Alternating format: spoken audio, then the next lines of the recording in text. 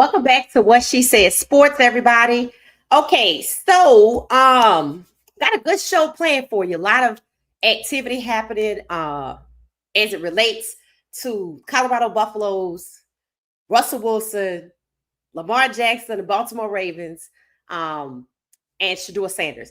So Shedeur Sanders is in the news because Coach Prime went on, I think it's New Heights is the podcast. So everybody's talking about the speculation of Shedeur Sanders starting. There was video of him warming up at, I think it was the last game they played versus the Packers, which, got people talking also. But understand this. I told you I'm waiting to see if Shedeur is not listed as inactive. And there may have possibly been a change.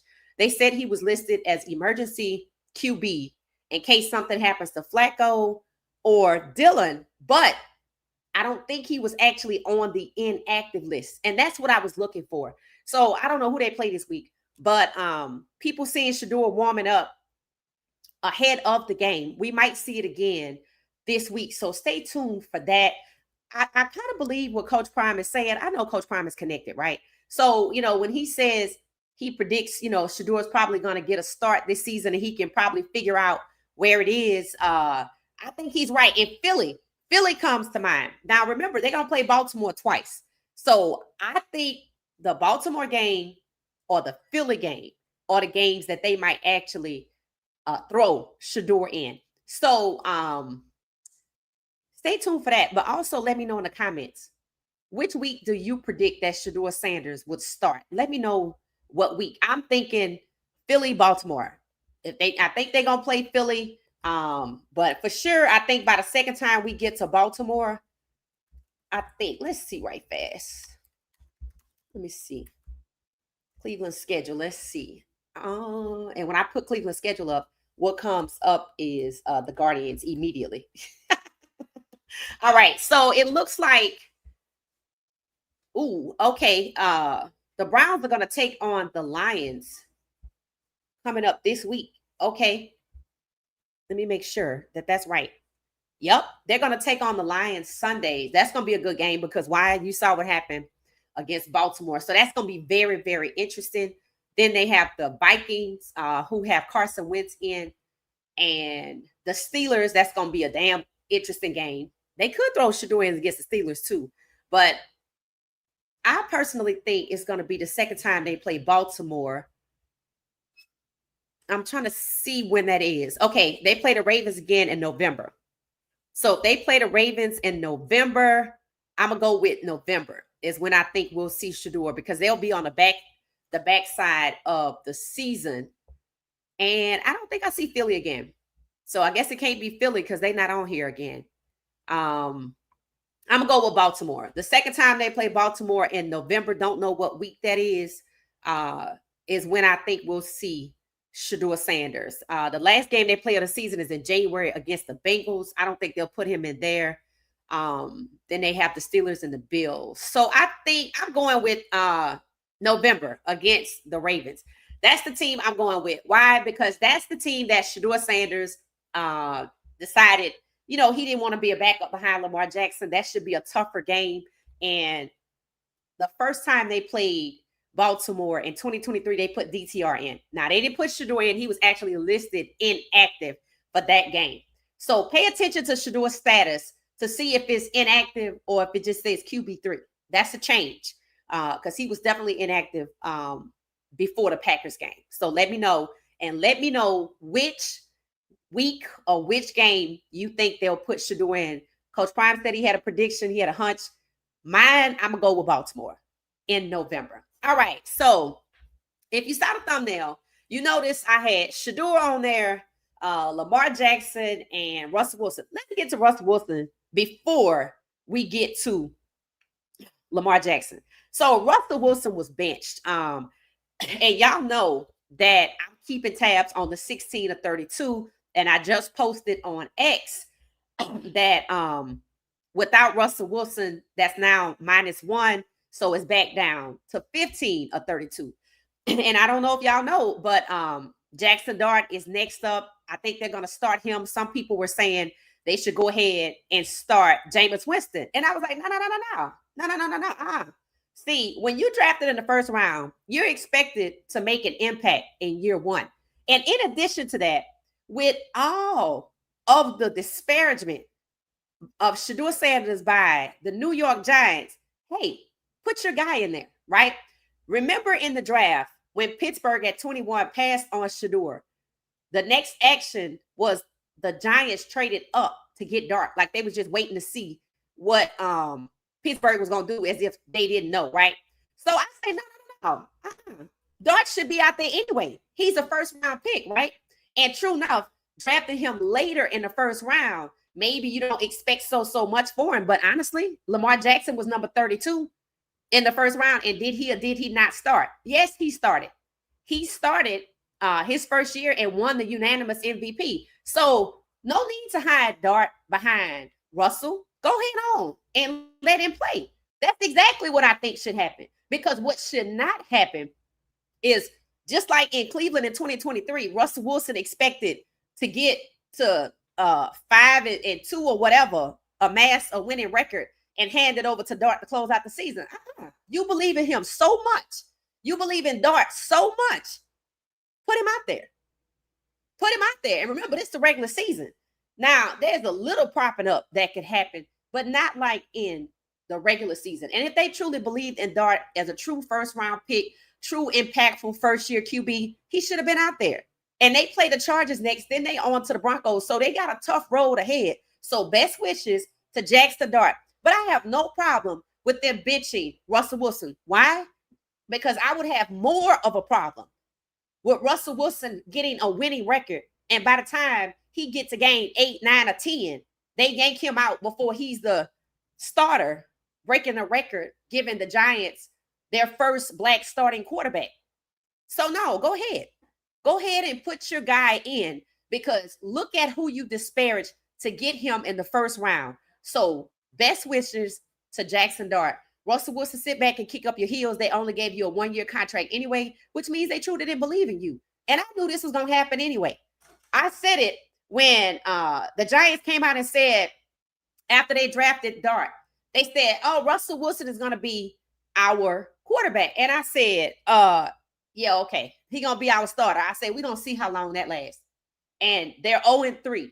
And they were booing Russell Wilson. I'm like, go ahead on. You picked Dart in the first round. You disparaged the hell out of Shedeur Sanders. In my opinion, you didn't want a black starting quarterback. Not a surprise. You're trying to bench Russell. So, yeah, go ahead and bench him at 0-3 because you're only paying him for 1 year anyway. So, he's disposable to you. So, go ahead on. Best wishes to Jackson Dart. So, Russell, I hope you and the family enjoy New York with your time there.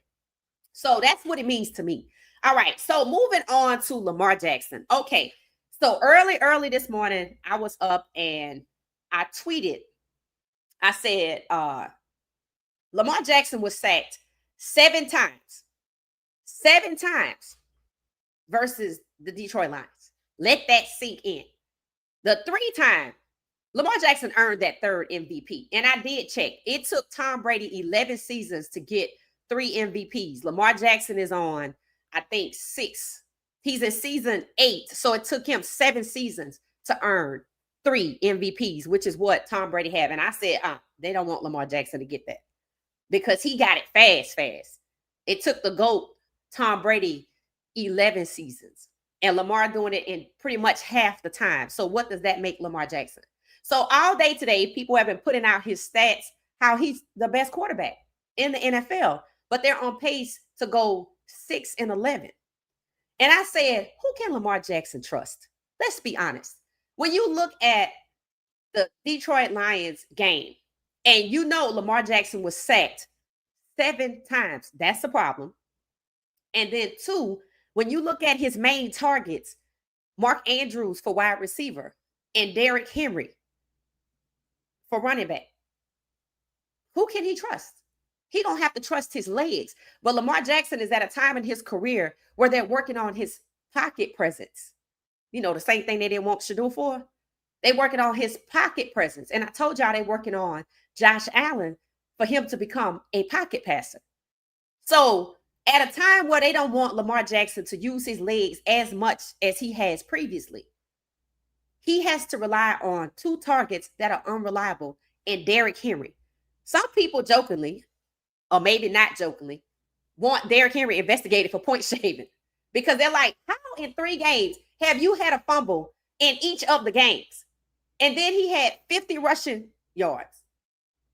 And I said, it's going to always be something in Baltimore. So is it time for Lamar Jackson to move on? I think so. Because one, after the AFC game with the Bills and Mark Andrews with the drop pass, I said they don't want to win. The Baltimore Ravens do not want to go to the Super Bowl with Lamar Jackson.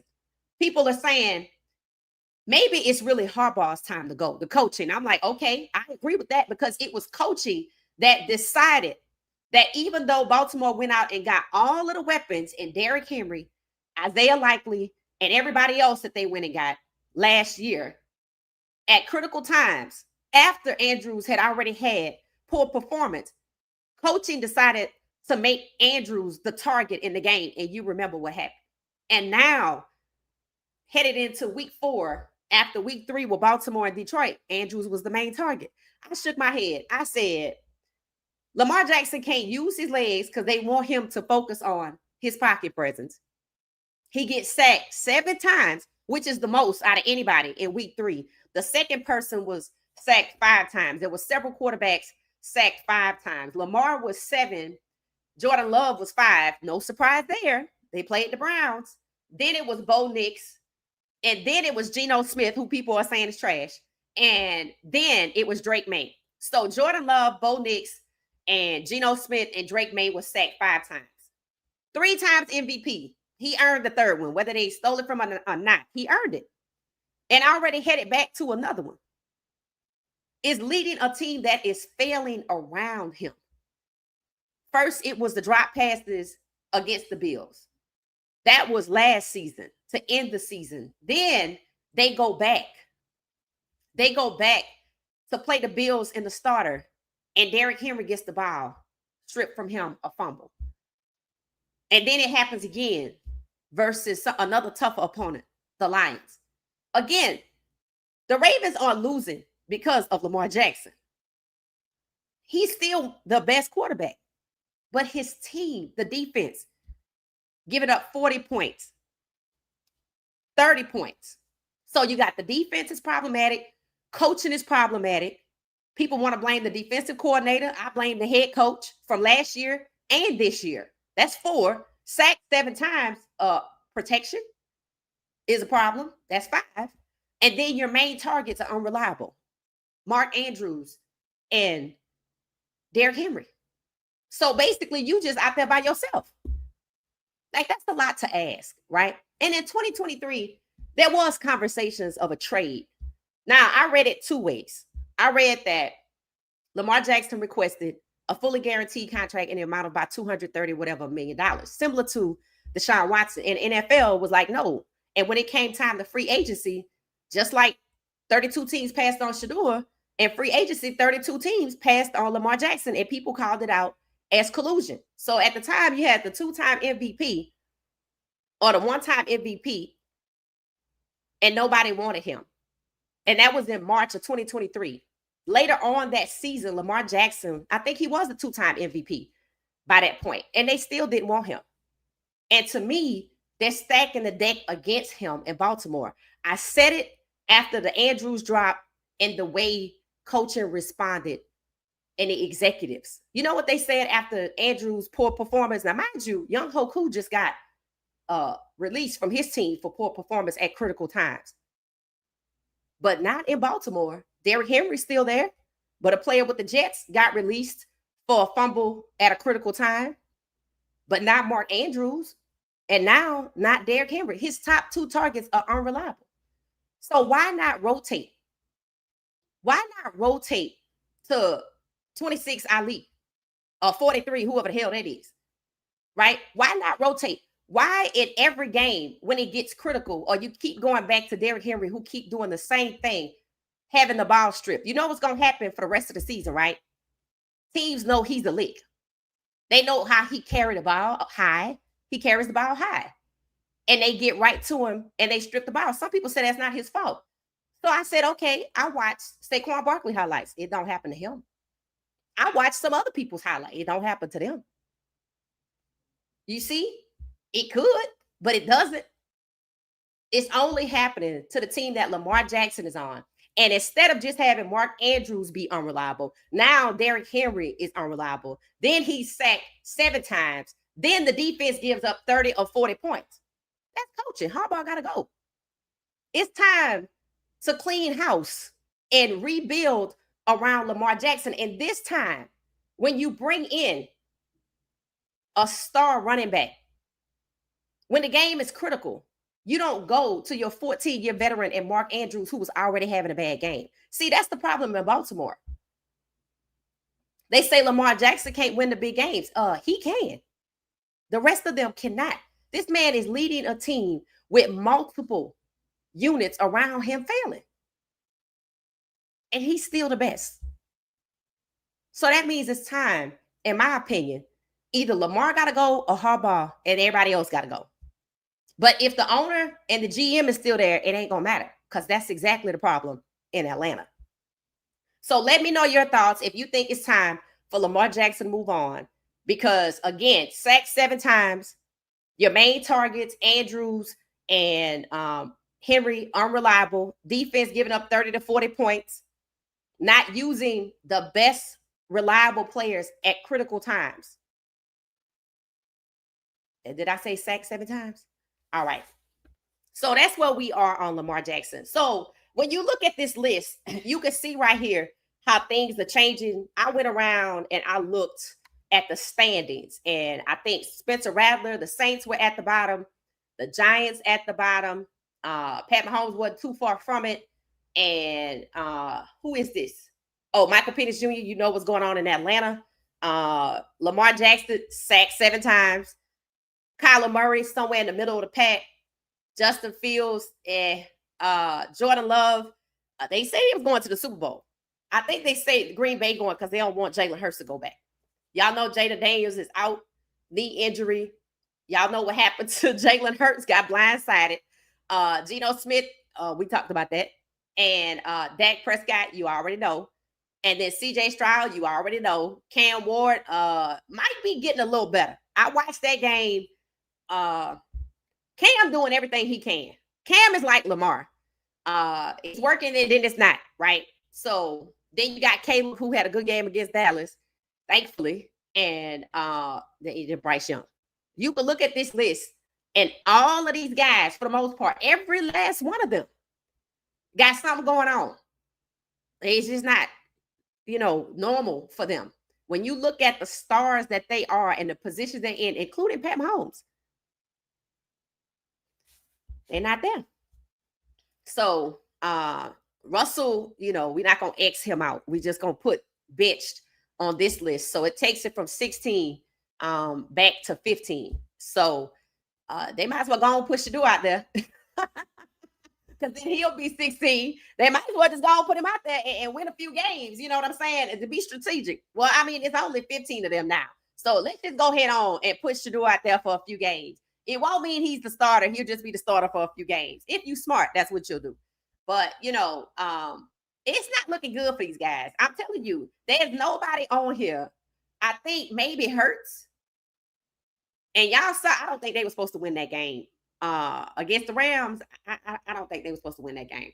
So I'm keeping up with the chart to see what's happening to the guys that made history. It ain't looking too good. But it's all the same. Jalen Hurts gets a weird knee injury. And how does that happen? Not Jalen Hurts, but Jaden Daniels. And then Lamar Jackson is sacked 7 times. These were the guys that were at the top, right? They're all in the same conference. Russell was at the bottom. So I'm keeping up with it, guys, because it matters. It matters. And again, they might as well go ahead on and put Shedeur out there. All right. So I had this clip queued up. Let me put this out here. This was going on X today. So we leaping on over to the Colorado Buffaloes. The question was captioned this photo. This is Kaden Salter, QB1 for Colorado. and Pat Schumer, the offensive coordinator. And the offensive coordinator got so much backlash that somehow he ended up in an embrace with the quarterback. Maybe he want to show him that he don't despise him like people were saying. You caption this in the comments for me. My caption is "Be careful, Kaden." That's all I can say. That's all I can say. And I know people like, huh? And people like, oh, that's so cute. I am not that trusting. I'm so sorry. When you look at the Georgia Tech game, and I did go back and look at it. When you look at the Georgia Tech game, you look at the Delaware game, you see how the poor play calling hampered this man. You know, Pat Schumer got over 23 years of NFL play calling experience. You in the NFL, whether it's a head coach, play calling, don't matter what team, Minnesota. Here's the thing. You know that it was hindering Caden because against Wyoming, people said the playbook opened up, but who was responsible for that? The same man I saw talking in the meeting today, Brett Bertolone. So that's who we should be hugging. I'm just going to put it out there. I say be careful with this one, Caden. Go ahead on and sit next to Brett Bertolone and soak up all the knowledge, even the things Brett Bertolone was saying in the meeting. Sound like a winner. He said, no need in talking about the bad plays if we're not going to correct anything. Right. No need in putting everybody on blast if you're not going to work to correct what went wrong. So caption this photo. In my opinion, Caden is on a great upward track. He still had 159 yards at Georgia Tech, no turnovers. That's one thing about Caden. This man has no turnovers. Even through the chaos with Delaware, the chaos with U of H, thankfully he didn't have to play. It's holding him back a little bit, but then at the same time, he's steadily rising. What am I talking about? I found some numbers. I wanted to see how the quarterbacks were ranked in the Big 12. So let me share my screen. Our guy, Caden, is in good company. And remember, a lot of these teams like BYU, they did play some easier teams. But again, I watched BYU play from their own footage perspective. And I was tweeting again this morning. I was like, it's good to study your competition. And, the coach had some quotes. And one of his quotes that I tweeted was, he said, they come in the building and people know, and it's expected wherever they go to have high effort, high energy, and play physical. I was like, and that's what they do. He said it. And the manner in which he said it, so calm, cool, and collected, he wasn't yelling or screaming or nothing. It's an expectation that they have high effort, high energy, and they have it. They feed off of each other. You can see it. Everybody hyped. So, Caden in good company. I think this game is going to be a good test.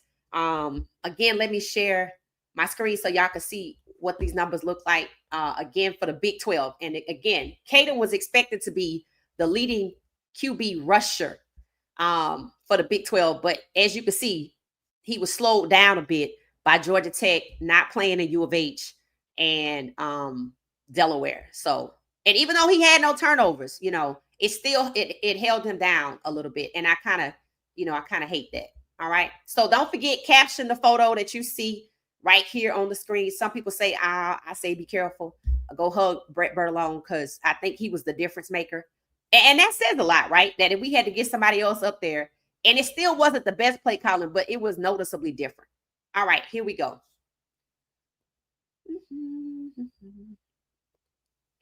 All right, so I'm over here to the left, facing left, so y'all could, see the screen. All right, this is the Big 12, and these are the passing leaders. Caden is still in the top 20. I think he might be top 15. Now, remember, in addition to being a leading rusher for the Big 12 for quarterbacks, he was expected to be a top 15 quarterback at Colorado, and it was known and documented that if he has a standout season at CU, he could increase his draft stock. All right. So we got Sawyer Robertson from Baylor. Then we have Morton from Tech. Y'all know Tech is number 1 in the Big 12. Josh Hoover, you hear a lot about him. Rocco Becht, Avery Johnson. Now, mind you, Avery is number 5 right now for quarterbacks in the Big 12, but Kansas State is dead last, if not second to last, but we're third. Jalen Daniels from Kansas. Then you got U of H, Devin Dampier, Sam Levitt, who you hear a lot about with ASU. I don't know if they still cooking like they did last year. I have to check. And Nico from West Virginia. Then Fafita Noah, who been over there, I feel like since we've been at Colorado, number 10. Then 11, Taven Jackson from UCF. I don't know who that is. I have to check into him. And Brendan Sorsby from Cincinnati. Then, all right, number 13, Connor Wegman, U of H. They balled out against us. And then there's Caden Salter, number 15. Now, mind you, Caden is still number 14. Caden is still top 15 in the Big 12 without the U of H game, with only 159 yards passing against Georgia Tech and interrupted Delaware game. But he still did good for the time that he was in there. So that tells you how many games we have left? 8. No, is it 8? Yeah, I think it's 8. That tells you through 8 games, he gonna get up there to the top 5 because he balling out. Now, look at who's number 15 right here, Bear Bachmeier. Now, let me tell you about this kid, number 47. For a quarterback to wear 47, he plays like a fullback, and I think they have some type of legacy over there with his dad at BYU. This kid, like, he will run. He think he a fullback in his mind. He's pretty decent quarterback, as you can see. U of H, Colorado, and BYU are all right there when it comes to quarterbacks. But remember, Caden was hampered. So technically, he probably is 1 or 2 ahead of them. But just for the sake of week 5, right? Caden is right in the middle between U of H, who had a stellar performance at quarterback, and then Bear Bachmeier, who been balling. And people say, oh, he's a freshman. Yes, he's a freshman. But he don't play like a freshman. His brother is also on the team. I think his dad has some type of legacy there. His other brother was in the stands. I think their names are Bear and Tiger Bachmeier, and they have that mentality. So he not a little freshman, like, need to get his feet wet. No, he's going to run that ball, and he's going to throw it. And yeah, the secondary going to have to come on with it. Now, I'm proud of Caden, for being 14, even though I feel like he was held back a little bit. But that's okay. We're going to keep going. We're going to keep going. Now, I will say this about BYU and Colorado. I consider BYU elevated competition. And I watched them against East Carolina and Stanford from their perspective, from their filming. And they, got a good media presence as well. Their edge rushes ain't no joke. And it's like 2 of them. Maybe 16 and 11. No joke. A lot of their players seem to have a Polynesian heritage. All their players got some size. I think when they recruit, they start with the size. Then they look at how aggressive the personality is. Then they go to the skill set. That's what I think. Because why? They hone in the skill set when the kids get to BYU. I looked at them in the huddle and everybody was damn near the same height. I was like, okay. So when they recruit, they're looking for the intangibles first. They want the aggressiveness. That's why everybody on the team plays with high effort. Everybody on the team plays physical. They all are size, muscle, and intense as hell on that field. 2 edge rushers. The secondary. Evan Johnson, he's the second highest tackler. He had 2 interceptions. The first one, I didn't even know his name. I was just so looking at the one that wears 0. These guys going to be a problem. These guys going to be a problem. And you could see the difference in who Colorado is right now, which I feel like we coming on late. You could see that our leading secondary guy is actually Preston Hodge. Preston Hodge is the leading secondary guy for Colorado. And we saw the 3 penalties, right?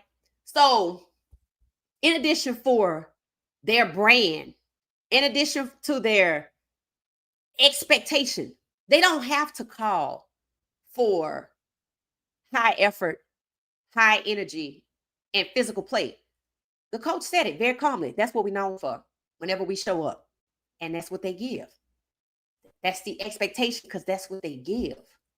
So this game right here, I feel like when it comes to quarterback play, you can see it's evenly matched, right? You could kind of see that, even though Caden held back a little bit. But I'm going to tell you right now, that defense, them edge rushers, I was like, Lord have mercy, Caden, you're going to need to use your legs. You're going to need to use your legs, and you ain't going to even have to think about it. I'm not lying. Y'all going to watch it. It's called the cut. That's what they call it, the cut. ECU, the cut, Stanford. You can go watch it yourself. They show you the locker room conversations before and after the game. The coach solidifies it before the game. He says the same thing after the game, which means all the way through, they high energy. They defense ain't no joke, and they freshman wear number 47. He don't act like a freshman quarterback. He think he a fullback, so he gonna run that thing. So we gonna have to get it together on these penalties. Caden gonna have to use his legs. Their defense is way more intense than what we have been playing. I feel like the beginning of the game is we gonna see Colorado have to meet BYU where they are with the intensity. Watch what I tell you. The fast-pacedness of the game. Watch what I tell you. Because we're just now getting going. And as you can see with the numbers, Caden is sandwiched right in the middle with U of H and BYU for quarterback play. And y'all saw how U of H kind of Wegner played. I saw how Bear Bachmeyer played. And then Caden is right there in the middle. Because we're just getting going. And that's going to be one of the disadvantages. We're just getting going.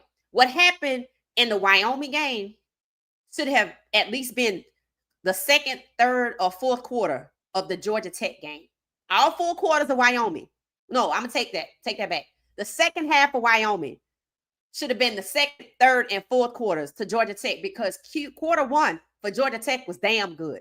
And I still have not seen that level of intensity from Montavious French and Reginald Hughes like I saw with Georgia Tech. That's the level of intensity they're going to need to dial up for the entire 60 minutes of the game. The game clock, 60 minutes. They're going to need that first quarter of Georgia Tech, and Caden going to have to run. So I hope he ready. So if you haven't watched the cut from BYU, believe me, go watch it. Go watch it. Go watch it. All right. So I put together something I like to end on a good note before we go to the comments. This is Shiloh.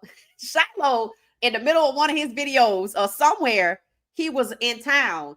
And I'll let it explain for yourself. He's hilarious. He's doing good with his content. But I just thought this was funny, and I just kind of, it's a take. Y'all enjoy y'all's food. I'm prime time. Nice. Let me tell y'all something. Y'all enjoy y'all's food. I'm prime time. Nice meeting y'all. Where Crucci at? Where Crucci at? Let me tell y'all something. Y'all enjoy y'all's food. I'm prime time. Nice meeting y'all. Where Crucci at? Where Crucci at? What you know about that, girl? That is so funny to me. He told me, what you know about that girl? So he was out and about. And as you can see, one of the diners, I guess maybe he was working on one of his videos. And one of the ladies that was a customer in the restaurant asked about where Carucci at. And he was like, what you know about that girl? That was so funny. That was hilarious. So I haven't seen Carucci on the red carpet. She was at the red carpet for the movie Him that is either out. I think it just came out or it just had a premiere. But she was there. And then I saw this clip, this little snippet. So I thought I would share it because it's hilarious. I've been having this for a couple of days, just kind of sitting there at the perfect time to use it. So, you know, I think that's just a little good segue to going into the comments. And before I get there, I made a video. Of the Shedeur collection. I took the hoodie that is popular. We have several orders that came in for it, and actually some have already shipped. But this is the first video for the Shedeur collection. So show your love. You know, you can go to What She Said Sports. I always put the link in the comments. So let me do it again. And then I'm coming over to the comments to see what y'all got going on. I didn't really think I was gonna show it, so it's just I'm excited about it. So it's just an impromptu. This is the link to the store. I think I'm calling it What She Said Sports Shop. I don't know why I like that, but I spell shop like SHOPPE, like it was foreign or something, like French. I don't know. I'm working on that, but it's What She Said Sports. And I didn't know if I wanted to use gear or if I wanted to use shop, but somehow I like shop. I like the casualness of it, meaning you could, there are things that you have, you don't have to be, I don't know. I think when you come with a mindset, you like, I'm looking for my new favorite tee. I'm looking for my new favorite hoodie. I'm looking for my new favorite blanket. I'm looking for my new favorite hat, that kind of thing, right? Because we all have swag, right? So this is how you elevate your game day swag with the Shedeur collection. And it comes like in 5 or 7 different colors. I think like a light pink, a blue, a light blue, really, really pretty colors that contrast against the the color scheme. So go check it out. Go check it out. Yep, that's it. The Shedeur collection. All right. So, all right. Let me get over here to the comments and see what y'all got going on. There are 157 of us. Hit the like button, hit the like button, hit the like button. Don't forget you can connect with us connect with What She Said Sports on Twitch, TikTok, and IG. And I got a message from Clara Jones. She said, hello, I'm checking on my order. So I think a text went out to her, letting her know her order had already shipped, and check her email to make sure she get the tracking numbers. So Clara Jones, if you're in the comments, and so check it out, check it out. All right, so don't be stingy with the like button, y'all. Don't be stingy with the like button. I want to shout out my new favorite show. I don't get to watch it all the way through, but they have good clips. Speak Easy, I think it's great. It used to be the guys from the facility. I think the guy James is somewhere on another show. And then you have Acho and Shady McCoy on Speak Easy. And people look like they're taking it to a really good. It's one of my favorite shows. It replaces the facility. And it's pretty good. I think Acho and Shady balance each other out really well. So shout out to Speak Easy. They up and running and they doing really well. So, all right. So it said Shiloh got a trial for the 49ers. Yeah. Okay, well, good. I did bring him up at the right time. Okay, so Shiloh's trying out with the 49ers. Coach probably used to play for the 49ers. So we're going to keep our fingers crossed. It said the 49ers brought Shiloh in. Hopefully he gets signed. Yes.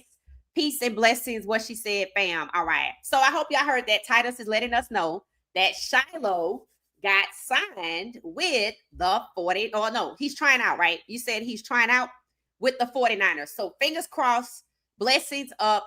We hope that he gets a tryout. That's just gonna slow down our 11 on 11, but it's okay. It's okay because this is his goal. This is his goal. So peace and blessings, everybody, and thank you, Titus. Mac, hey, how you doing? How you doing? Tina, how you doing? Nikki, how you doing? Shalom, Latrice, how you doing? It said my order came in the mail today. Yeah, you gotta send us some photos.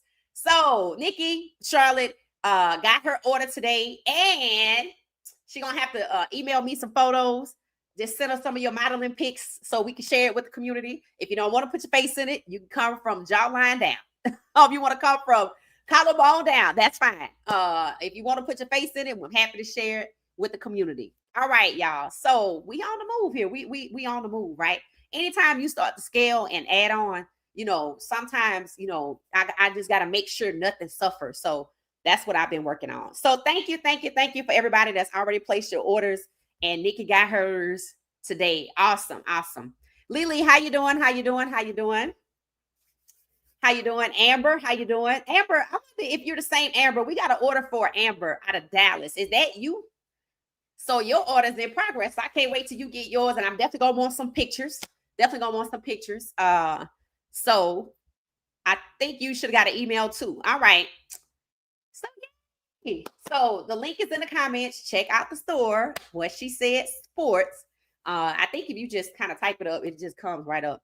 It said, greetings, Nola and friends. Have a good show. Thank you, Salafi. Thank you. It said, hit the like button. 23 people missed the opportunity. Go hit it now. There you go. hit the like button, hit the like button, hit the like button. And it says, hey, Gail, how you doing?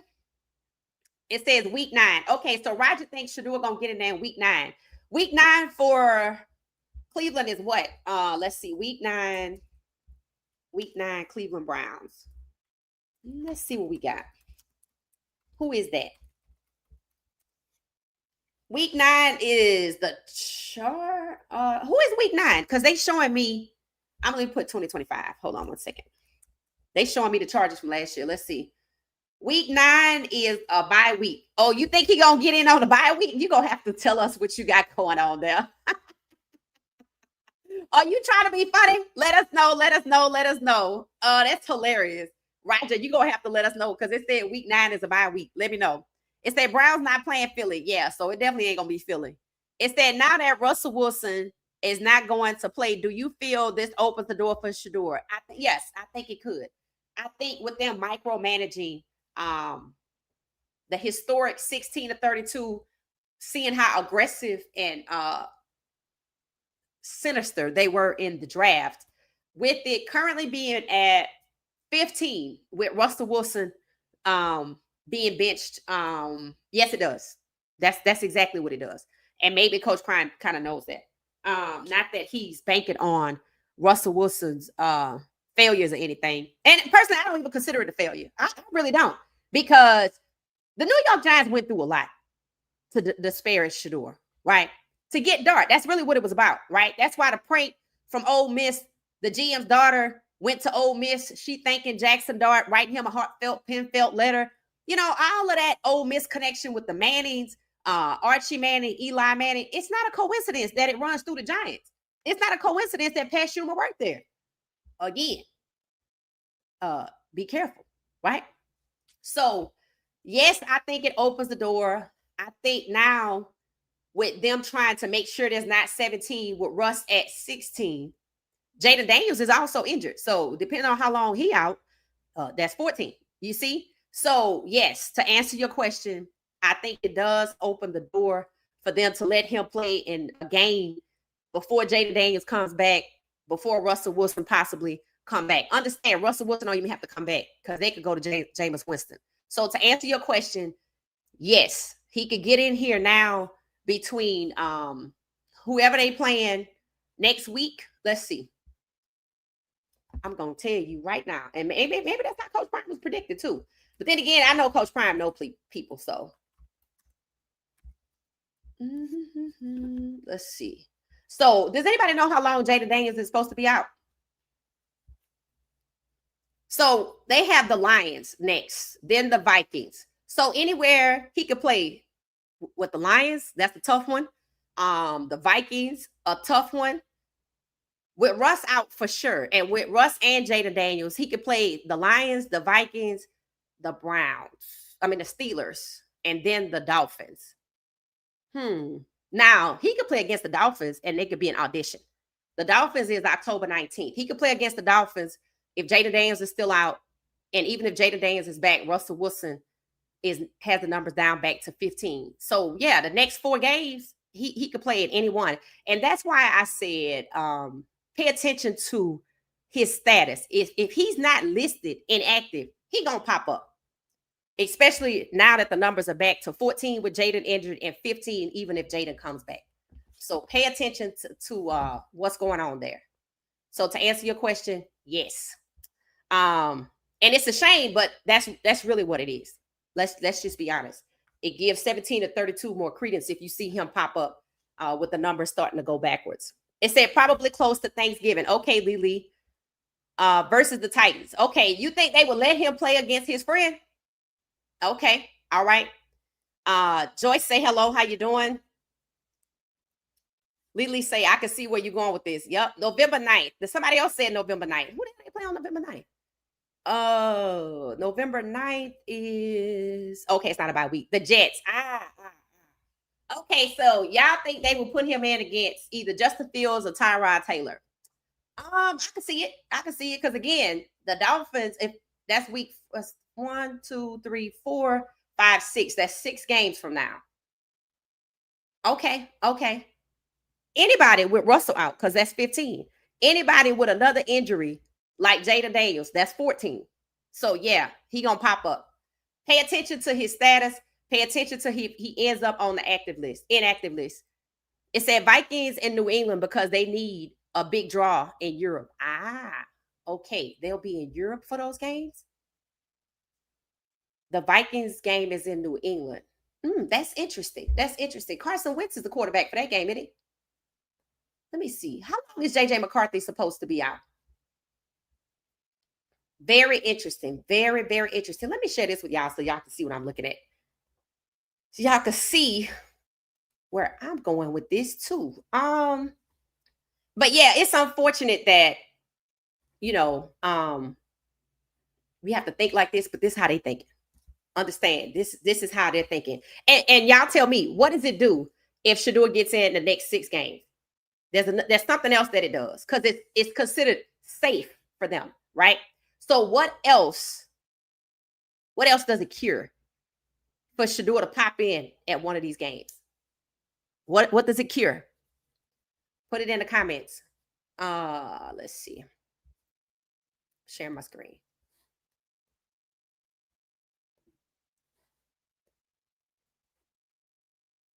Cleveland schedule. Here we go.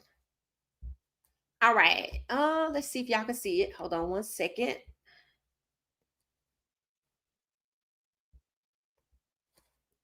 Oh, here it is right here. All right. So I'm over here to the left, facing left. All right. So this is what I'm looking at right here. All right. So they just won versus the Browns. So they're what?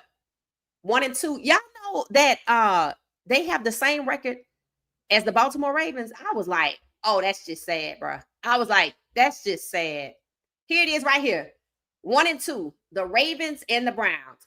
When I saw this, I was like, this is just shameful. Just shameful. That's why I said Lamar Jackson or Harbaugh got to go. Somebody got to go. But no use in getting rid of the head coach if you still got the same GM who covered for Andrews and the same ownership that knowingly brought in all of this talent and allowed the coaches to play Andrews at a critical pass after he was having a bad game.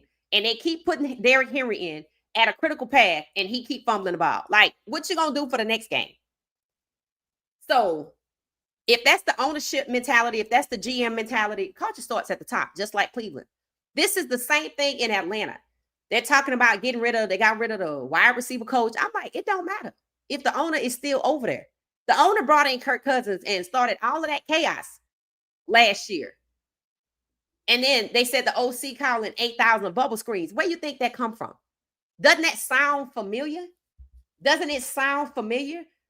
Atlanta's fans are complaining about the same exact thing. So you know what I said? I said, here's what predictability in play calling does. They said when the Falcons line up in a pistol, you know they're going to run it. When they line up in a different formation, you know they're going to pass it. They said that predictability is killing the offense. I said, do you know what predictability is? It's a strategy. It's a strategy designed to give the plays away so the defense to know what to do. You think it's a coincidence it's happening in Atlanta at the same time Lamar Jackson is sacked 7 times? No, not at all. You think it's the coincidence Shedeur going to only pop up because Russell and or Jaden Daniels or somebody else is out the way and it's a safe space at 14 black quarterbacks or 15? No, this is intentional. This is by design. To make sure there's not 17. That's what the draft was about, not Coach Prime. Let's see what happens with Shiloh and the 49ers. I think we all know Coach Prime played for the 49ers. So let's see if his influence, if they'll let it fly.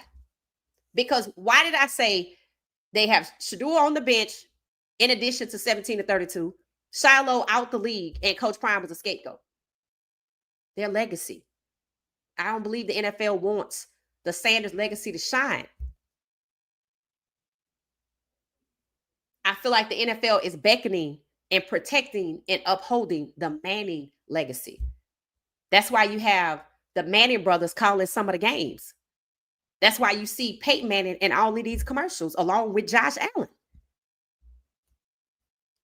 So it's not a coincidence that Lamar Jackson was sacked 7 times.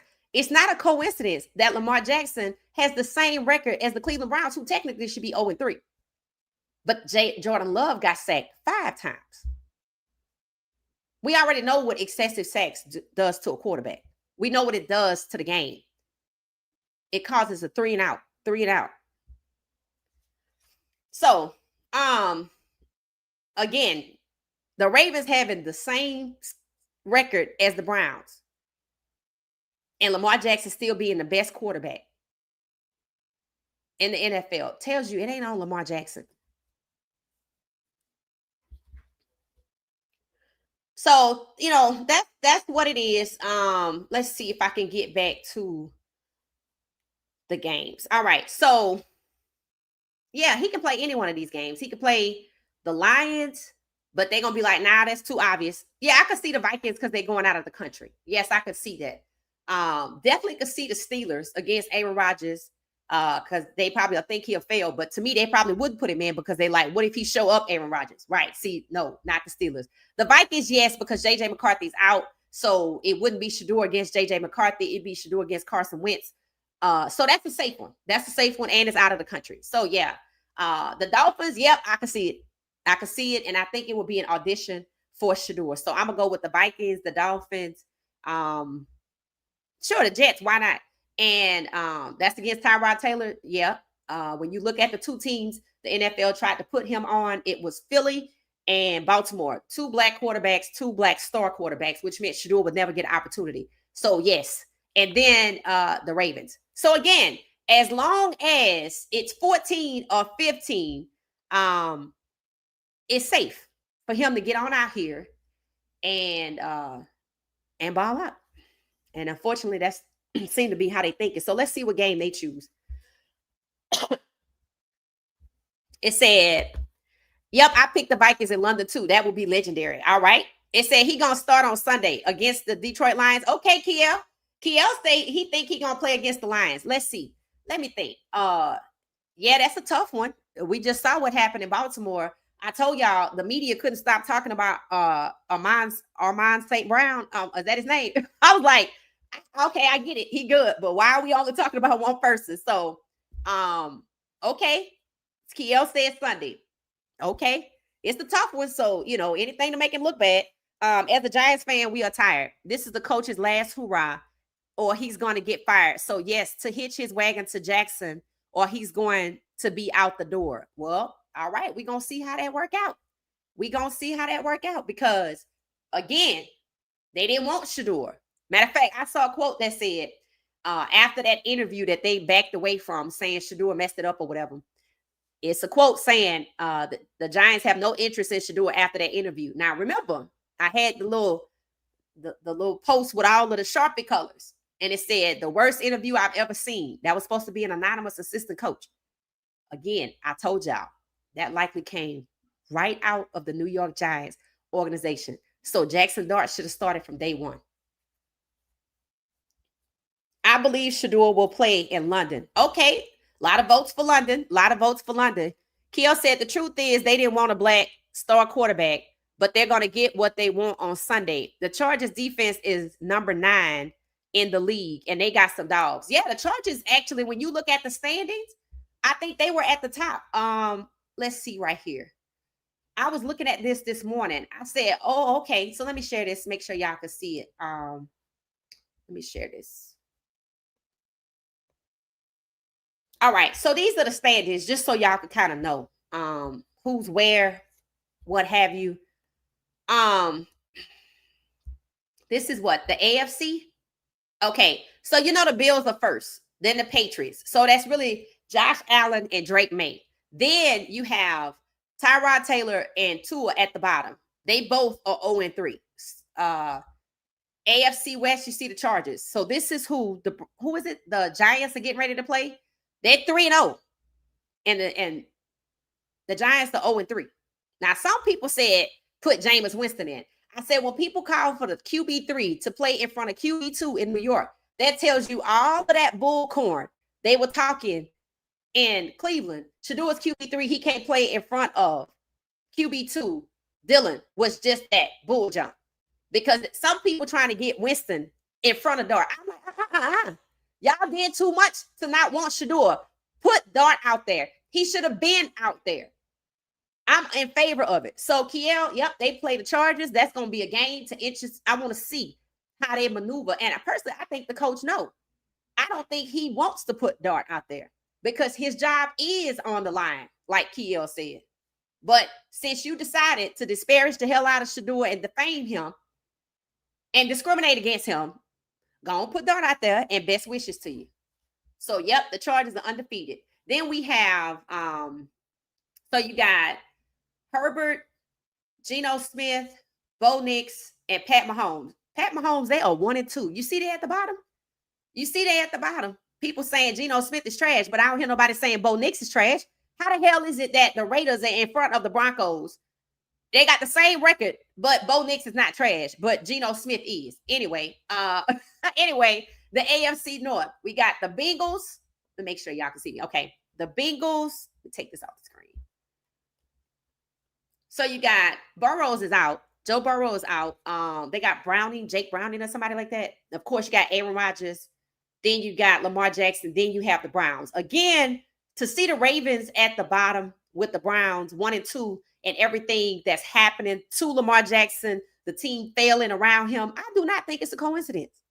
I do not. I think they have been put behind the gun, so it makes it easier for Josh Allen to come out of the AFC. And then you have the AFC South. The Colts, the Jaguars, the Texans, and the Titans. All right, so let's talk about the Indianapolis Colts. So I'm getting a lot of traction on X about my post about the Colts and how they incentivized Daniel Jones' contract and took away Anthony Richardson's job, who just got drafted 2 years ago. All right, I said there is no reason why Daniel Jones is over there in Indianapolis when he was over there in Minnesota. And why didn't he take J.J. McCarthy's job? He could have took J.J. McCarthy's job because you see Carson Wentz is in there. In other words, Minnesota knew if their rookie quarterback last year missed the whole season due to injury, let me go get Carson Wentz off the couch. This is after they moved Daniel Jones. Daniel Jones could have balled out in Minnesota, but they didn't want to put him in front of J.J. McCarthy, 17-32. But now Anthony on the bench, and everybody's like, oh my God, we're doing good and winning. Why he couldn't do this in Minnesota? How you going to give up on Anthony Richardson after 2 years, but you give Daniel Jones 6 years? Of course he's good. It's been 6 years. And people are pointing to New York, and they must be the problem. Okay? What they got to do with you taking Anthony Richardson's job 2 years in, and now you coming for C.J. Stroud. You already came for Bryce Young. And you've been coming for Caleb. All of these guys were drafted about the same time. Not a coincidence. Not a coincidence at all that Lamar Jackson is sacked 7 times. Daniel Jones is over there after 6 years balling out of Indianapolis, but he couldn't do it in Minnesota. He was just right there in Minnesota. But he had to take Anthony Richardson's job because they didn't want him to take J.J. McCarthy's job. So they went and got Carson Wentz, Joe Flacco off his couch. Taking up space. You see, 17-32. So, yeah, it might be safe for Shedeur to come on out with 15 or 14 of 32 right now due to injuries and Russell Wilson being benched. All right, so let's look at the NFC. Okay, I do not believe the Eagles was expected to win that game. It proves they're going to find a way to win. So the Eagles in first place, I personally think when people saying that the Packers are going to the Super Bowl, I'm like, so y'all just gonna discount the Eagles? And then you have the Commanders again, they 2-1. I think Mariota's at the helm because Jaden Daniels knee sprain. That's a problem. And the Cowboys 1-2, and then the Giants. So the Giants think they're gonna remedy their situation. Best wishes to you. They play the Chargers first. Then you have the NFC West where y'all say they 3-0. And they might, they're supposed to be giving an opportunity to try out to Shiloh. Best wishes. Let's fingers crossed. Prayers up for him. The Rams, the Cardinals, and the Seahawks. Sam Darnold was also in Minnesota. And they didn't just move him over there to Geno Smith's spot at the Seahawks. They gave him $100 million and they dead last. But Russell Wilson is benched. Excuse me. Has Sam Darnold been benched? Has Sam Darnold been benched? Because QB2 was Jalen Milroe. And then when they realized, we might have a problem, they moved him to QB3 for this purpose right here. When Sam Darnold fell, right after the draft, it was supposed to be Jalen Milroe. And they said, let's bury him at QB3. And I think it's Andrew Luck or Locke or somebody. So let's see what happens there, because Russell Wilson has been benched and he's 0-3. Let's see. The Seahawks are 2-1. We'll see. We'll see what happens. Then we have the Packers, NFC North. All right. So you have 2-1. Jordan Love again losing to Cleveland. That must be a game that they could spare. Same time with the Vikings. Then you have the Lions, and then you have the Bears. Caleb had a good game, thankfully, because he would have been 0-3. I already told y'all they coming for him. They paid his backup $10 million. They beat Dallas. It was a great game. People are saying it's the combination of Ben Johnson and Caleb Williams working together, the chemistry on the team. I wish the Bears luck. I wish them luck. And then you have the NFC South. You have the Bucks 3-0, the Panthers, the Falcons, and the Saints. The Panthers 1-1 because they was on their way to 0-3. I saw their celebration. Y'all know what's going on with the Falcons. I just say Michael Penix Jr. and the Saints. See, the Saints don't want to win with Spencer Rattler. Why? Y'all know who they want to get next year in the draft. So they comfortable being dead last at 0-3. They don't care. Y'all know they have a target in next year's draft. So I think they perfectly fine with this. This is why they didn't want Shedeur, because they knew they wanted to get Nussmeier's son. Same thing in New York. And I've said this multiple times. I said, it's okay if the Giants want to get Jackson Dart, but you don't have to defame, humiliate, discriminate against, disparage Shedeur Sanders because you want Jackson Dart. That's what I said. And the fact that you had an Ole Miss caller, Jackson Dart went to Ole Miss, the GM's daughter, Ole Miss, supposedly that's her ex-boyfriend or her boyfriend or an associate, and the number came from the NFL. It looks like Shedeur was set to be intentionally humiliated by the New York Giants organization, the only organization to defame him. So yeah, let their guys start. You went through all of that trouble to keep Shedeur away. Let your guys start. So I don't have a problem with it. So it says, Titus says Shedeur will play in week 5. It said, year before last, Flowers rookie, Zay Flowers, year, he dropped the pass at the 2-yard line, but nobody brings this up. Who are you talking about? Zay Flowers? Is that who you're talking about? It said, yes, all 32 owners, they colluded and they forced him, but he got that money. They had to pay him. Who are you talking about, Kiel? Shedeur on the jerseys? Let me know. It said Atlanta kicker been on the hot seat for the past 4 years. Well, he gone now.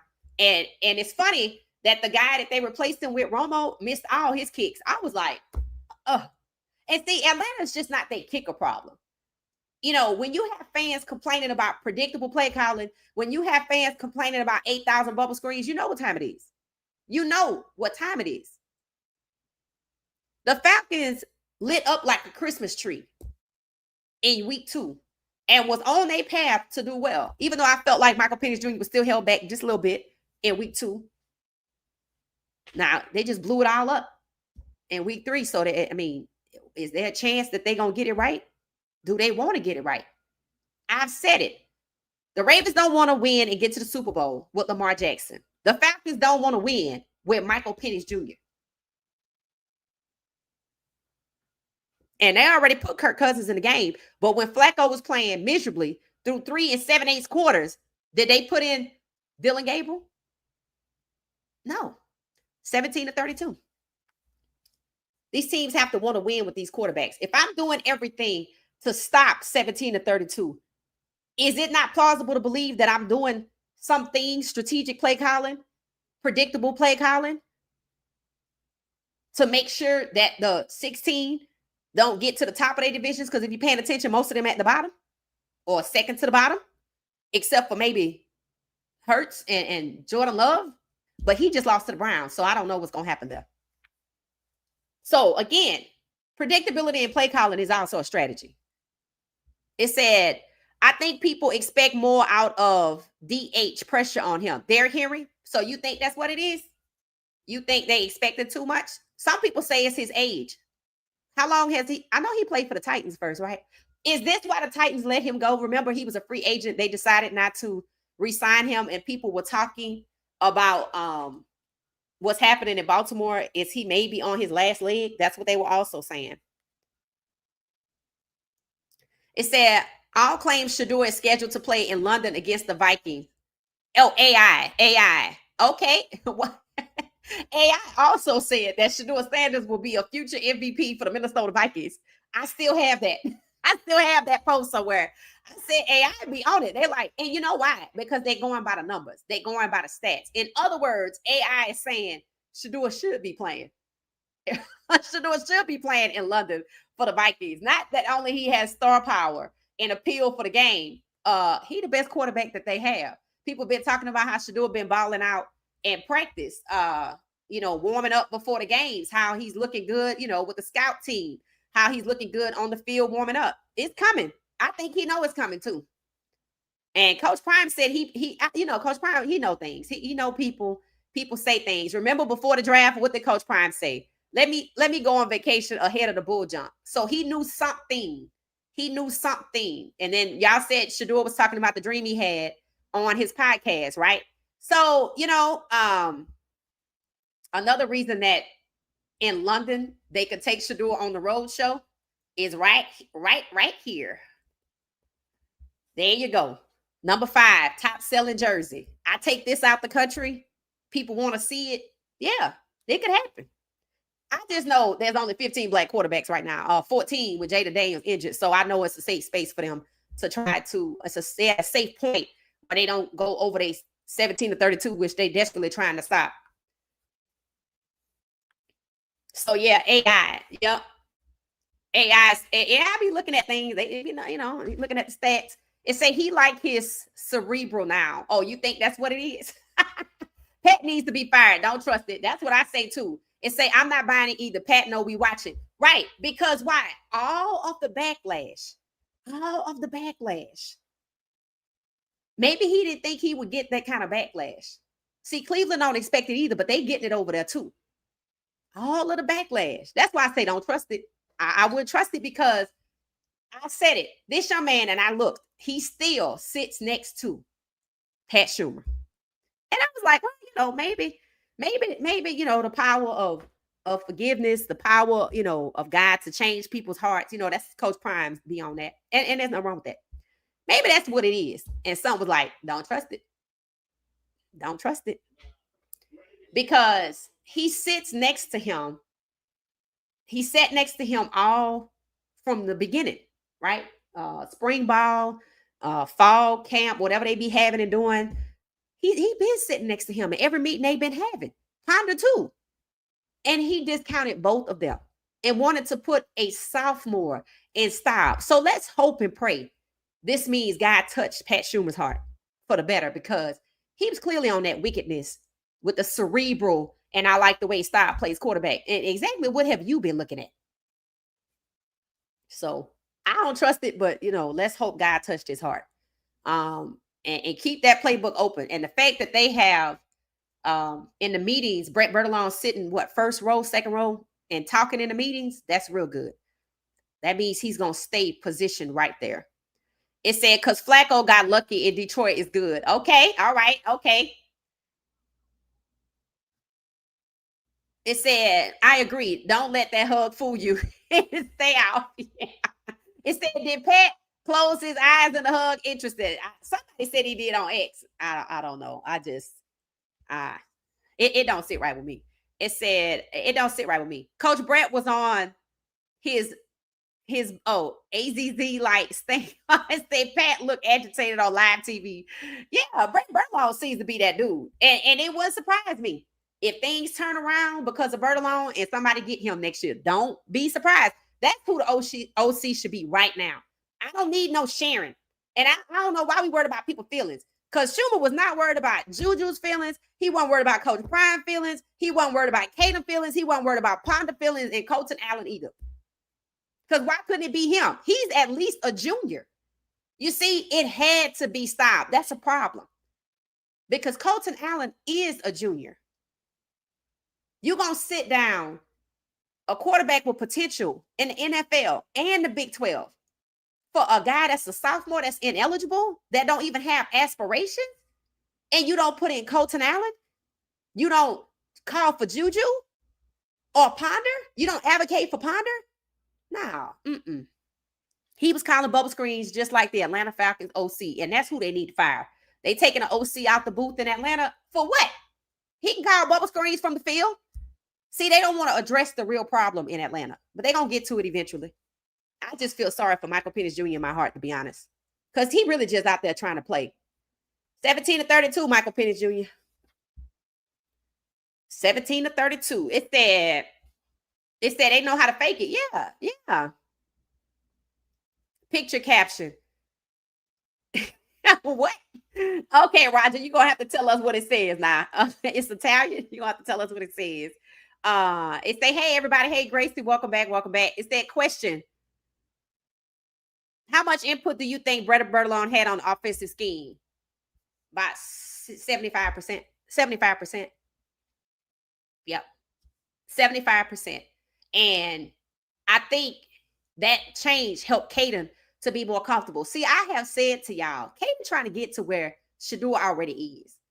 And he could have been one of those people thinking that maybe this was a Sanders thing, because the NFL kind of makes it look like that. You have to have a holistic view to see otherwise. And he still had himself as a QB1 for the NFL, and he was top 15 coming in overall out of all college quarterbacks. And then number 1 in rushing in the Big 12. So he was already being, crowned. And then, look what happened. That's why people didn't like that. This young man is a dog, and you see it. You see it, and you haven't even seen it for 4 full quarters. That's the crazy part. You haven't even seen 4 full quarters, even though this game was most reminiscent to UCF, where we play 4 complete quarters. We still haven't seen 4 complete quarters in one game from Caden due to play calling. But with Brett Berlon over there speaking up more, I think Caden feels more like he has an opportunity. People don't understand. That's why I pointed out, y'all, Caden is only 22. So for a 22-year-old to be dealing with it, it's not easy. I'm just trying to get to the league where I've been trying to get, and all of a sudden, I'm being hindered. And I came here to avoid it in Liberty because they were also trying to put him down. A new coach came in, and they wanted to run the ball more, and they didn't want to include Caden. So he probably was having some trauma. So he comes to Colorado thinking with Coach Prime it's not going to happen. And then it happens with Pat Schumer, with Coach Prime right there. So with Brett Berlon being elevated in some capacity, things are better. But, we get ready to play BYU. High energy, high effort, and physical play. We're going to need strategic play calling. Not no damn bubble screens. Someone get paid under the table. And in a lot of places, Pat looked like he was asleep at times. Yep. It said, I know you're right. Yeah, it's crazy. It's just crazy the things that are happening. Browns bring back Luke to the practice squad. Oh, okay, Selmo. So they got Luke and Gage. And see, I know Shedeur likes working out with these guys, right? Because he helped to develop Luke. He helped to develop Gage. So they got both of them. And maybe they'll let Shedeur play with them. I don't know. It said BYU coming to run all over CU. Okay, Rise. Hey. Hey, we Buff fans, don't hate on us like that. I will say it is definitely elevated competition. And they not, while they're Christian and they talk about kindness being their kryptonite, in their videos, the cut, I'm telling you, you need to go watch it. They physical with it. At the end of the game, the video went off with walk into your trap, take over your trap. So while they might be Christian in a good praying school and all of that, they still walk in your trap, take over your trap. This is an elevated level of competition. And I pray to Jesus we rise through it, because I think we got a late start. And I think that's the only reason why people would say we are the underdogs. We just got a late start, and I think we overcoming it. But we got a steamroll from here on out. It's like running a track meet in a relay, right? The first leg drops the baton before the handoff to the second. You got to stop and pick it up. That wastes time. And then you give it to the second person, and then the second person got to haul butt to try to make up the time in order to get back to the third person so it can be corrected and they can run their time. And then so on to the fourth. That's what's happening with CU. So, while BYU is a nice Christian school and all of that, they have that mantra, walk into your trap, take over your trap mentality. So, okay, here is the link to the video. I'm going to put it on so y'all can see the cut. I think this is it right here. I'm going to put it in the comments so y'all can get it. Y'all need to go watch this. And stay for the one for Stanford too. Stay for that one as well. So, I have supreme faith in Caden. I told y'all he was a dog. Somebody came in the comments and said, I came back here because you stood 10 toes down for Caden. Yeah, Caden is a dog. It was the play calling and the protection. And y'all see, they got the protection right. Another thing, that list of NFL quarterbacks who was sacked the most, sacked the least with only 2 was Flacco. So if Shedeur get in, I already know how many times Flacco been sacked week 1, week 2, week 3, and I don't expect to see 5, 6, or 7 for Shedeur when he get in there because I'm going to be watching. I already said it. Okay, Flacco only sacked twice. That's good. That means they can cover, right? So they better cover for Shedeur when he get in there, whether it's against the Lions, the Vikings in London, or the Dolphins, or anybody, the Ravens. So I just put the link in the chat, guys, for y'all to go watch BYU, the cut for ECU, and then stay for the one with Stanford. But the one with ECU, I think, was really good. It said, I'm happy Shiloh have been given a chance to work out with the 49ers. I hope he makes the team. Yes, I totally agree. Totally agree, Destiny. It said, I hope Shiloh make the 49ers. Yep. Okay, B said she thinks he's going to play week 9 versus the Jets. Okay, all right. Turf toe injuries is at least 4 to 6 months. Oh, that's Joe Burrow, right? Does anybody know how long Jaden Daniels is expected to be out? He had a knee sprain. It said if he was smart, he'd stay out the rest of the season. Why is that, Mac? It says Shiloh will get picked up. I think so too. The fact that the 49ers are actually giving him a workout, let's see if it's what it translates into, right? Because we saw Shiloh ball out, right? We saw Shiloh ball out. Like I said, the QB blitz is one of his specialties. And I said it from the beginning, before the draft. If the NFL drafts Shiloh Sanders to just do quarterback blitz, they're going to get their money's worth. And we saw it when he was with Tampa. Instead, I would love to see Shiloh with my 49ers. His jersey would sell. What does it say? Hey, exposing the truth. It said his jersey would sell as a great business move if he starts. Yeah, I think I would like that one too. And you get a solid zone cover guy and a hard hitter. Facts. It said, I think he'll play the Titans. That'll be his first game. Okay, Val. Val said, somebody else too said the Titans. It said, rooting for Shiloh for the 49ers. There hasn't been a hard-hitting safety there since Ronnie Lott. I can see headache game filling the shoes of Ronnie Lott, one of the best, hardest-hitting box safeties in the NFL. Okay, Isaiah. So a lot of love for Shiloh with the 49ers. He'll be a good fit. Shedeur not going to the Ravens or the Eagles was smart because both QBs have no trade contracts. Right, and they ain't going nowhere. It said they will play Dylan before Shedeur. Dylan Gabriel will play a few games before 12 goes in. Okay. Yeah, I can see it, right? Why?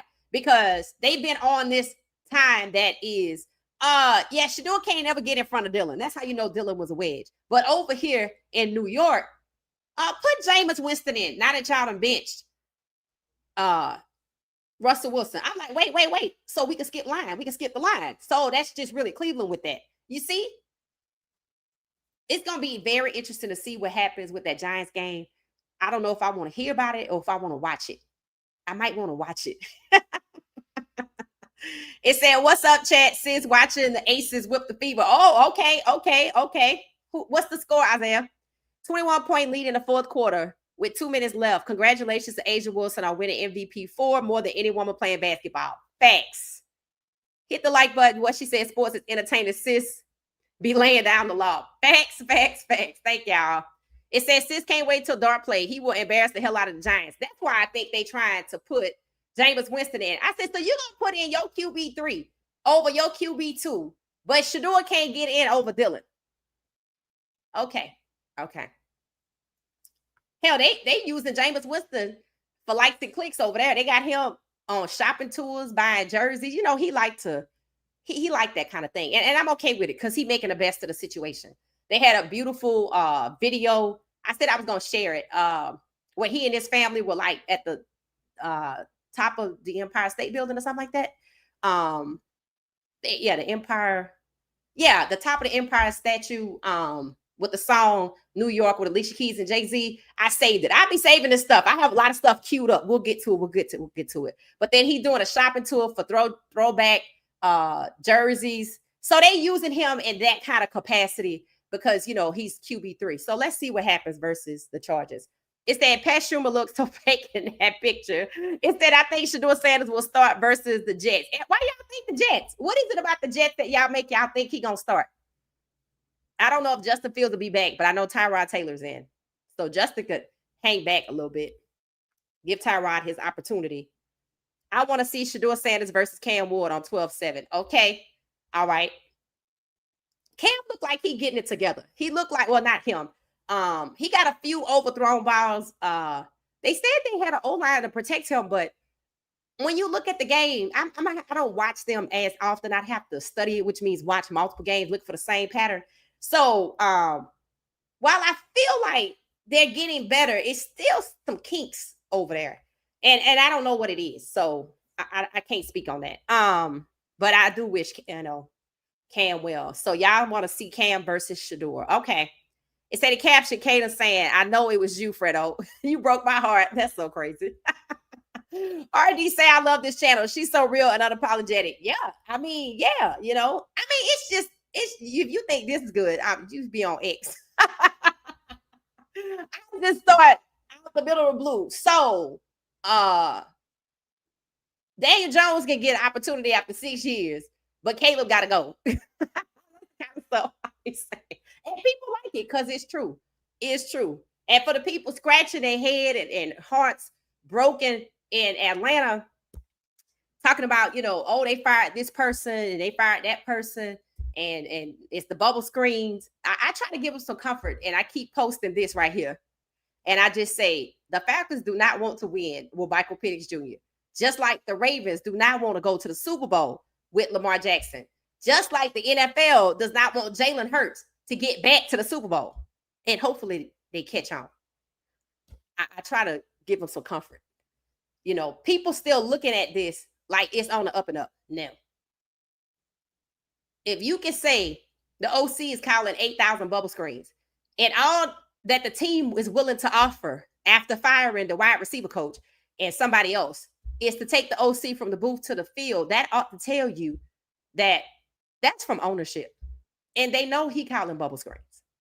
And remember, the owner is who went and got Kirk Cousins, knowing they was going to draft Michael Penix Jr. and bench him his rookie year. And he was the 9th pick overall. You don't do that with first round picks, especially that high, which is why Jackson Dart's supposed to be out there. He's first round pick. He's supposed to have impact this year. He should have started. It said, who is that on the picture hugging Kaden? That's Pat Schumer, Monique. Thank you, Robert. It said, that's Pat Schumer. That's what people were saying. It said, Buff fan, I am, but BYU coming to run that ball. Yeah, and here's the thing. You see what's happening to Derrick Henry. You saw what happened to Michael Welch. And you see, just like with Derrick Henry, and I'm not talking about, it's twofold with Derrick Henry, right? Yes, they're going to strip the ball from you. And it's happened 3 times. So what that means is everybody lining up to play you knows to strip the ball from you. They know you a walk-in lick, as they say here in Atlanta. He a walk-in lick on the field. So now let's move over to Colorado. Why are we a walk-in lick? Because everybody know all you got to do is run the ball on us. And you could even see in the Wyoming game, you see the pivot. Now the question is, are we going to make the same mistakes by giving the momentum back to the visiting team instead of going for it on 4-3 and 4-4, which also was a problem in Baltimore? See, I made the comparison. I said, this is the same thing that happened in Baltimore. And you see Pat Schumer is an NFL OC, right? And you see that's the same complaint in Atlanta. Now, we said, how can Pat Schumer expect to win games with that kind of play calling? That's the same problem in Atlanta. That's the same problem in Baltimore. So like I said, the coaching got to go. And if you got to go as high as the OC, that means you need to fire your head coach. That's what you need to do. But remember, all of these people that are connected and hire these OCs, there are no black OCs in the NFL, not one. And this is happening to black quarterbacks. Lamar sacked 7 times. Michael Penix Jr., that's just train wreck over there. And it ain't his fault. I just hate it because he really out here trying to win earnestly. People said it, and he got an arm on him. So it's a damn shame what's happening. But it's a consolation prize to say, well, maybe there was a problem with the headset. So let's take the OC out the booth and onto the field, but not address the play calling. Isn't that the same thing that happened at Colorado? I said, I demand a new OC because the play calling trash. So we got Brett Bertolone, but you see who still got a headset on. It must be real damn hard to move these guys. It must be tough as hell to move these guys because they shouldn't have jobs. It's not difficult if you understand that 3 and outs come from the quarterback being sacked like Lamar was. Or poor play calling. I said this. I said whoever the hell had Mooney out there for the Falcons, oh, they need to be fired and Mooney need to go to the practice squad. So the head coach comes back and said, by the way, I've never liked the head coach. The head coach for the Falcons came back and said, well, what can you expect from Mooney? He didn't even participate in training camp. So why the hell is he on the field? He done dropped the ball 3 times. What are we doing? See, when you just allow it to happen, I see the same thing with our best secondary guy getting 3 15-yard penalties. Just like Mooney can't hold on to the ball for the Falcons. And then Derrick Henry 3 times can't hold on to the ball for Baltimore. I don't see these as instances of happenstance. Not at all. Because after the second time, there should have never been a third. After the first time in Colorado, they should have rotated to Deion Parks or somebody else. Give him a minute to collect himself. Same thing with Baltimore. Why you just keep going with the same guy at critical moments when they keep doing the same thing? There are no black offensive coordinators. Not one in the NFL. But we got one over there in Colorado, and look how it worked against Kaden Salter. Which, again, when I see this photo, I'm like, don't trust it. Don't let your guard down. Don't let your guard down. God said forgive, he didn't say trust. Those are different things. God said forgive, he didn't say go back to trusting the people that stabbed you in the back. Never ever said that. Forgiveness is for you. Never said trust, forgive for yourself. Trust, no. Absolutely not. So I have no problem with saying it. None. Because you'd be a fool to trust. You haven't seen anything different yet. And the play calling is still only 75% of the way there. Hey, Robert Washington, how you doing? It say Pat hugging too tight. I don't even know what made that come about. Kaden, the difference in this game if CU win. Right. And what was the difference at CU for a lot of games? Shedeur and Travis. I haven't had time to sit down and look at how many interceptions Travis had at the same time last year. I'm just curious. So if somebody want to look it up, okay, I'll look it up after the podcast. But Shedeur was the guy that kept us in these games. See, here's the thing. When I looked at BYU, and I noticed they were all about the same height. and they all was intense. And I heard what the coach said: high effort, high in intensity, play physical, right? Um, I could instantly see, oh, they recruit players based on the level of aggression that they're gonna have, because you can't teach. See, people don't understand this. You can't teach a person to be aggressive like that. A dog, maybe, but a human being, you either have it or you don't. And they're gonna be aggressive for a time. But if that's not how they're wired, it ain't happening. I've watched it in basketball. There was a player named Jeff Teague that played for the Falcons. I mean, played for the Hawks, excuse me, played for the Hawks. I like Jeff Teague, but I never really felt like he was aggressive. And he got his own podcast and he still ain't aggressive, because that's not how he's wired. And I felt like the Hawks wanted to force him into being a more aggressive player, but that's not who he is. See, we are wired we're not canines. You obviously can teach a animal, but admit there are some animals that come with that aggressive instinct, and some you try to teach it. Like them Yorkies, that's just who the hell they are, right? Chihuahuas, that's just who the hell they are. But you can train them. But for us, for humans, it's going to be temporary. So I believe BYU strategy when they recruit is to go after the aggression. Because here's how they see it. There's a lot of people out here that are talented, but not everybody is going to dial up to that level of intensity. And I think that's one of the things we're lacking at CU this year. I look at how nice and polite everybody is. And that's fine. That's fine. That's fine. But that innate aggression, I don't see it. Like Travis, look at how Travis was. Who's Travis right now? I think Bayard might be close, but I don't see him enough. I think Martavius French might be close. But see, I'm picking people. But when you look at BYU, you go watch the cut. You just see it across the board, because I think that's what they go after first. And they're going to develop the player into what they want to be. And of course, they got some kind of raw talent that they're going to harness. But they know you can't teach aggression. And I need for everybody to be aggressive. And that's how they built. You're going to see it. You're going to see it. You're going to see it. And I just pray Caden taps into that dog at 150%, because he's going to need it. Because they got 2 edge rushers that you're going to see if you go watch the cut. I'm like, okay. These dudes, I'm like, they big. They look like an NFL size team. Like I can look at Travis and see that he's on the smaller side from the Jags, but I say he's going to be there next year. Everybody that played for BYU looked like that, with the exception of maybe Zero, and he had 2 interceptions. He a dog too. So we cannot underestimate anything or anybody when it comes to BYU. And I said, okay, I can see in the first quarter, on the first offensive drive, and when CU's on defense, that's going to be when CU have to realize that we got to dial it up 200% from where we are typically. You know, like I never knew Shedeur to be as amped up as Travis, but Shedeur's a dog. I mean, it's just in him. You don't see it, but it's there.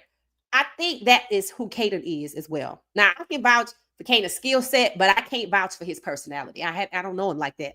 This is where we're going to see if that dog is coming out. And if you notice, when he played, he don't have his mouth guard in his mouth.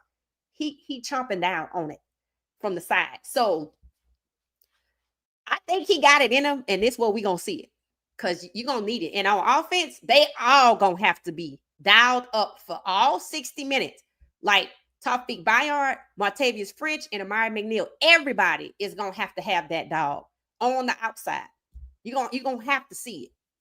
All right. So, and another thing BYU believes in, they don't believe they got to strike first. They don't believe in that. They the kind that will sit in the bushes and wait. So if we get them on the ropes early, we better keep going. I'm just saying, we better keep going, because they'll sit in the bushes and wait. Believe me, I've seen enough. It said, who's 21 with the 49ers? I don't know. Do they have anybody? Let's see.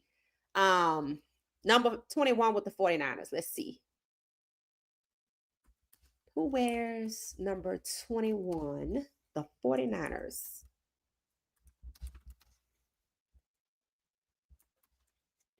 Let's see. San Francisco 49ers do not have a player currently wearing number 21, as that number has a long history with several notable players, most recently the running back Frank Gore. Remember I said his son got released? Hopefully he got picked up. It is a significant number for the franchise, and finding current information on jersey assignments beyond recent seasons is difficult. Historical significance, it says, is Frank Gore. Coach Prime was over there too, wasn't he? I don't see his name on here. Other notable players who have worn 21 include Randy Baldwin, Larry Jones, R.W. McQuarters, but those were all in the past. Okay, so there you go.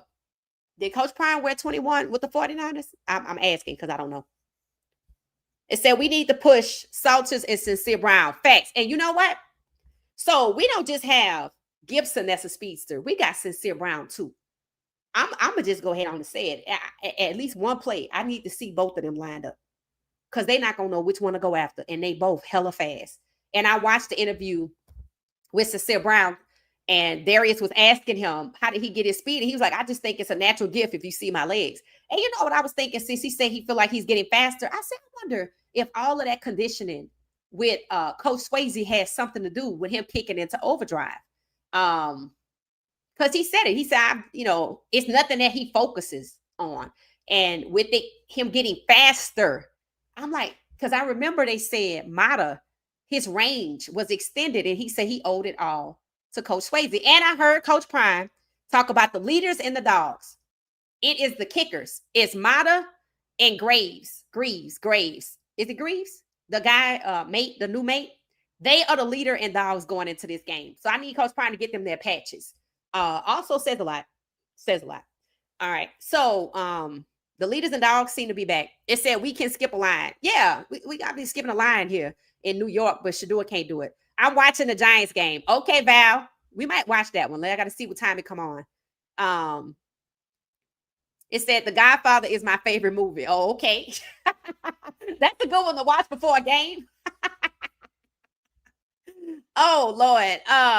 It's interesting. It said 12 will play after the bye week to allow Little Dollar General to get out the way and Papa Joe done. Okay. If they smart, they would take Shedeur to Europe and feature him. I would.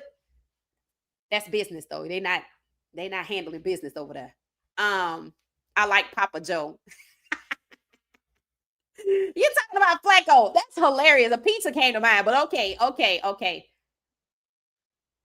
It said this is the most I have ever seen Henry fumble. Right. And people have their opinions on, like, some people said it's not his fault. Yes, the hell it is. Yes, the hell it is. It's happened 3 times. And for people to say, well, the other team is coming up and stripping it, then you ought to be looking for it. Just like I said with Micah. It wasn't Micah. Micah out here running and nobody else was behind him. Now, with Derrick Henry, I think they got to him so early, he didn't even get into the open field.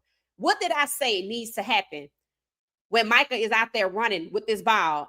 You can't have all the black jerseys in the back. You can't have all the Colorado players in the back, because just like with Derrick Henry, you need to anticipate being stripped now.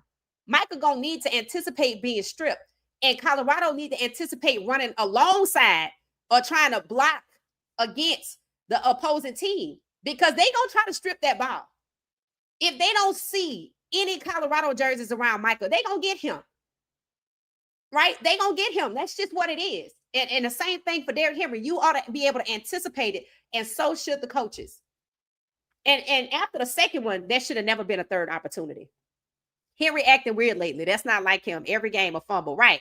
At critical times, it's that their handlers. It seems like it. It's that RD, Papa Joe still in the hot tub soaking from Sunday's game. Talking about Flacco. That's funny. It says somebody gonna crop a knife and pet hand. Yeah, I wouldn't trust it. Facts, too legendary. It said no dog in them. I'm not saying they don't have no dog. I'm not saying that. I'm not saying Colorado don't have no dog. I'm saying, like, the players that I feel like have the dog in them on defense, just from watching instantly, right? People talk about McPherson and how he balled out, but did he get the opportunity? He balled out versus U of H or something like that, but I don't know if he got the opportunity versus the most recent Wyoming team. But you could see it with players like Bayard. I mean, even Vickers, but he got to tighten up on his technique, right? And honestly, he got burned. And I don't know how you fix that. You gotta have to put Tion Parks out there. And when what is his name? Preston Hodge, whom I like. If he get 115-yard penalty, I'm gonna need him to come out and somebody else go in until he can somehow figure it out, because he cannot be allowed to have 3 15-yard penalties. That helps the other teams. That's not helping your team, and that's not good coaching to leave him out there when you have Colorado is supposedly one of their strengths this year is depth. If you have depth at the secondary position, you're gonna have to pull him out after the first one, because that's helping the other team. That's exactly why we had to rotate on the right side of the O-line for the same penalty that number 55 kept getting. And you see he wasn't out there on the right side. People say Yaya need to be on the right side. Move Caden around the pocket. It said Shedeur cussed out his receivers. I remember one game somebody said they hurt their ankle and Shedeur said, "Are you ready for this go ball or not?" Yeah. Shedeur was, like I said, we didn't see it, but I remember when Travis didn't catch this ball one time, and Pat Schumer had to calm them down because he was talking to them, and Shedeur was like, "Just catch it." And Travis like, "Yeah," he's like, "Just catch it." I'm like, Shedeur's a dog. I mean, he just is. He just is. He just is. Salute. Ghost of Nessa, that was Will Shepherd. Oh, okay. That was, I do remember that. Okay. It said, go back to the first heavyweight boxing champion of the world, Jack Johnson. The playbook has not changed. Yeah, I don't know his story much. I'm going to have to look into it. Mr. reposted this stream. Oh, thank you, Mr. I appreciate you reposting the stream on X. It said, Tina Davis, I wasn't going to say nothing. It said, I think that was the Arizona game. Yeah, I think somebody, he rolled his ankle or something like that.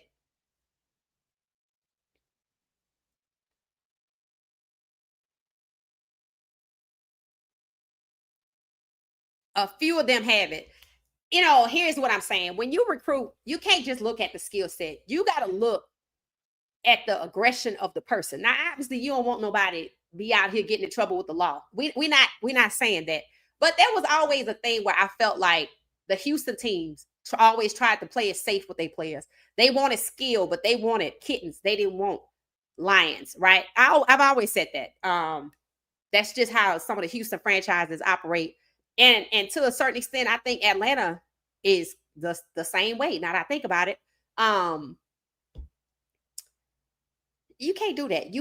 You can't build aggression to people. You have to get those intangibles first. Then it's a lot of people that are out here talented. How many D1 players are there? Like thousands, like, right? Thousands. So you got to get the teachable, the coachable, the mature, but the aggressive skill set. And I don't think it's coincidence they're all the same height over there, except for Zero. He a little on the short side, but he a dog. You know who Evan Johnson looks like on the field playing? I said, oh, he looked like Travis Hunter. Go watch it. All right, so we're going to get out of here. I put the link in the comments to What She Said Sports. Y'all go check out the Shedeur collection and buy your new favorite hoodie. Sweater weather is coming. And I put in the link to BYU, the cut. I believe Colorado could do this, but they're going to have to dial up. This is an elevated level of competition. This is where we're going to see the dog and Caden come out 100% for 4 quarters, because he's going to need it, because BYU is intense and they on go, right? Y'all know my thoughts. Shedeur, I say he'll play Baltimore, but y'all thinking now with Russell Wilson bench, he can get in anytime from Sunday to London. A lot of people want to see him versus Cam Ward. Lamar Jackson, if the coaching and the GM don't change over there, the culture, he gonna need to move on. That's just what it is. Lamar Jackson, best quarterback in the league, leading a team that is failing around him. Sacked 7 times. That's shameful. And they have the same record as the Browns. That's also shameful. So Russell Wilson bench, I don't have a problem with it because again, the New York Giants did a lot against Shedeur to get Dart. So, and Dart is the first round pick. He's expected to have an impact. So he should have been playing from the beginning if they truly believed in him, because they went hard for him and in order to hurt another person, right? Discrimination, disparagement, defamation, all of it. So they can get their guy. So that means they truly believe in him because they went hard for him. So he need to go head on and start. So Russell Wilson, enjoy your time in New York. All right, y'all. I appreciate everybody tonight. We're going to get out of here. We'll be back tomorrow. Thank you for watching the videos during the daytime. I swear that's a whole different audience. That's a whole different audience because everybody said they can't make the lives. So we going to always be 10:35 p.m. Eastern Standard Time. We might, I don't know who we going to watch this week because I don't know if I can stomach to watch Baltimore no more. So I was rooting for LeJohntay and I still am, but I don't think I could see Lamar Jackson being done dirty. I can't stand to watch that. So I'm going to have to look at the list and see who out there to see who we going to watch. We're definitely going to be live for BYU. It's a Saturday night at 10:15 p.m. Eastern Standard Time. We will be live. So get your snacks together, get your business out the way and your errands, because we're going to be live for the duration of the game. And yeah, we'll be back tomorrow. All right, y'all. Thanks for watching What She Said Sports. Thank you, everybody. Have a good night. Hit the like button, 171 of us. Thumbs up.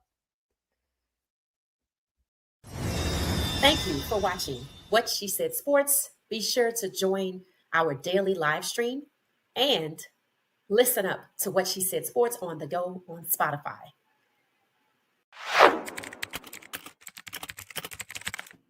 Thank you for watching What She Said Sports.